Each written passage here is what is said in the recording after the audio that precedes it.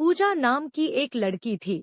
ये घटना अभी कुछ दिन पहले की ही है। मेरे कहानी पढ़कर उस लड़की ने मुझे धन्यवाद का ईमेल किया। उसने लिखा, हेलो सागर जी, मुझे आपकी कहानी बहुत अच्छी लगी है। मैंने लिखा, धन्यवाद जी। पूजा, सागर जी, मैं आपसे एक बात पूछना चाहती हूँ। मैं, हाँ पूछो। पूजा ने कहा, मुझे आपकी कहानी में जो आपने किया है वो बहुत पसंद है। मैं भी उसी तरह की कहानी में आपके साथ शामिल होना चाहती हूँ। जब मैंने उसके मुंह से ये सुना तो मुझे यकीन ही नहीं हुआ। मैंने पूछा, आप मेरे साथ क्या क्या करना चाहती हैं? वो बोली, बस आप यूं समझिए कि उस लड़की की जगह मैं अपने आप को देखना चाहती हूँ। मैंने कहा, क्यों न हम दोनों कुछ दिन तक चैट करें, फिर मिलना मिलाना देखेंगे। वो राजी हो गई।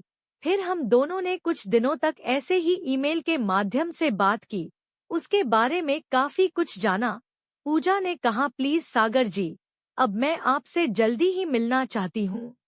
फिर एक दिन हम दोनों ने मिलने का प्लान बनाया। मिलने की जगह फाइनल करने में कुछ दिक्कत आ रही थी। पूजा ने रायपुर में मिलना पसंद किया। हम दोनों ने मिलने का दिन तय किया और अपने आने की तैयारी कर ली। अब हम दोनों में ही मिलने के लिए बहुत उत्सुकता थी, लेकिन सामने से उसके साथ मिलने का ये पहला मौका था। हम दोनों ने रायपुर के बस स्टैंड में मिलने की योजना बना ली। हम दोनों ने ही अब तक एक दूसरे को नहीं देखा था। फोटो से भी पहली बार में पहचानने में दिक्कत होती है। हम आसानी से एक दूसरे को पहचान सकें, इसलिए दोनों ने कपड़े के रंग भी बता दिए। तय समय पर हम दोनों सेट जगह पर पहुंच गए थे। उधर हम कुछ दूरी पर ही थे, लेकिन दोनों की ही धड़कनें बढ़ी हुई थी। मैंने इधर उधर नजर दौड़ाई तो सामने से वो दिखी। मैंने हाथ हिलाकर उसकी तरफ इशारा किया। वो भी समझ गई और उसने भी हाथ हिला दिया। फिर मैं उसके करीब गया और बोला, आप लता जी हो ना?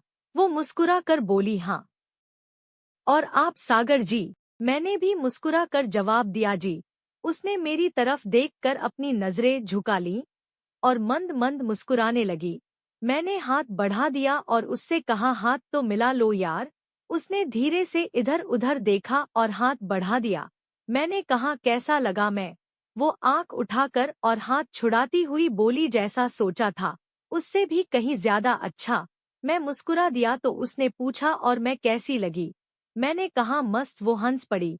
हमारे पास कोई ढास सामान तो था नहीं, बस वो एक बड़ा सा हैंडबैग लिए थी। उसके बाद हम दोनों काफी जगह घूमे और शाम को एक होटल में आ गए। वहां पहले से उसने कमरा बुक किया हुआ था। कमरे में जाने से पहले पूजा ने खाना खाने के लिए पूछा। मैंने हाँ कह दी। होटल के रेस्तरां में हम दोनों बैठकर खाना ऑर्डर करने लगे। खाना ऑर्डर करने से पहले मैंने उससे पूछा कि तुम कुछ ड्रिंक्स लेना पसंद करोगी, लेकिन लता ड्रिंक वगैरह नहीं लेती थी और मैं भी नहीं लेता, तो हम दोनों ने सिर्फ खाने के लिए ही कुछ मंगा लिया। वो बोली, आज का सारा खर्च मुझको ही करना है। मैंने कुछ नहीं कहा। अब हम दोनों कमरे की तरफ बढ़ गए। कमरे में जाकर हम दोनों फ्रेश हुए।